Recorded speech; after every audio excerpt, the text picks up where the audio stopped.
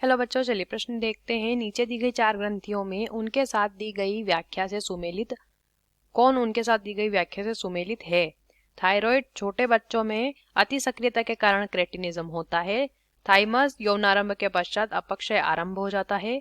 Parathyroid पैराथ hormone स्त्रावित करता है जो कैल्सिफिकेशन के दौरान रक्त में अस्थियों में कैल्शियम की गति को प्रेरित करता है। अग्नाशय लैंगरहैंस की दीपिकाओं की डेल्टा कोशिकाएं एक हार्मोन स्त्रावित करती है जो यकृत में ग्लाइकोलाइसिस को प्रेरित करता है। आइए जान लेते हैं यहाँ पे हमारे प्रश्न की मुख्य अवधारणा। लिखेंगे यहाँ पर मुख्य अवधारणा। हमारे प्रश्न की मुख्य अवधारणा यहाँ पर संबंधित है। देखिए, ग्रंथि और हार्मोन। प्रश्न में ग्रंथियां दी हुई हैं और उनके सामने ग्रंथियां और उनके कार्य, उनसे स्त्रावित हार्मोन के कार्य दिए गए हैं। हमें बताना है कौन सही सुमेलित है। सबसे पहले विकल्प को देखिए, थायराइड छोटे बच्चों में अति सक्रियता के कारण क्रेटिनिज्म होता है। तो जो थायराइड है, अगर उसकी अल्प सक्रियता होती है, यानी कि हार्मोन जो उससे स्त्रावित होता है, जैसे थायरोक्सिन कहते हैं, अगर उसमें उसका स्त्रावण कम होता है, जो कि होता है थायराइड के अल्प सक्रियता के कारण, तब जाकर एक रोग होता है जिसे क्रेटिनिज्म कहते हैं। ठीक है, क्या कहते हैं? क्रेटिनिज्म। इसे ठीक से लिख लेंगे तो इसे क्रेटिनिज्म बोला जाता है। तो यहाँ पे क्या दिया है? अति सक्रियता दिया है, तो ये तो गलत दिया हुआ है।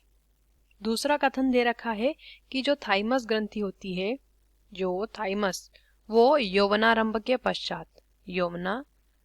के पश्चात इस ग्रंथि में अपक्षय होना शुरू हो जाता है। ये अपक्षय होना शुरू हो जाता है, ये जो कथन दिया है सही है, क्योंकि थाइमस ग्रंथि जो होती है यह यौवनारंभ तक वृद्धि करती है, जो है एक अपने अधिकतम आकार यानी 35 ग्राम की हो जाती है, और उसके पश्चात ये क्या हो जाती है? ये अपक्षय होना इसमें शुरू हो जाता है। उसके बाद ये हमारा बी वाला कथन था। सी वाला कथन की बात करते हैं। पैराथायरॉइड पैराथ हार्मोन स्त्रावित करता है जो कैल्सिफिकेशन के दौरान रक्त से अस्थियों में कैल्शियम की गति को प्रेरित करता है। ये गलत दिया हुआ है, रक्त से अस्थियों में नहीं, बल्कि जो अस्थि है वहां से रक्त में कौन गति करता है? कैल्शियम गति करता है। तो ये कथन भी गलत दिया है, हमारा बी वाला सही दिया हुआ है।